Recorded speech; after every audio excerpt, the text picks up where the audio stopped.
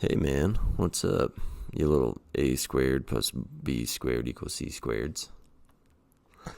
Typewriter series number 467 today. Your paper is gossamer thin. Looks like this. There's your wheat paper.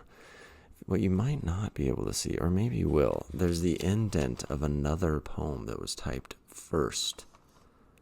Maybe over the top of this on a different piece of paper. I don't know. I don't even know what poem it is. Anyway, here you go. This one's a little weird. I hope you like it. You saw me see you, see the hope of what we could be. I saw you see me, see the eyes that set me free. That's like a tongue twister.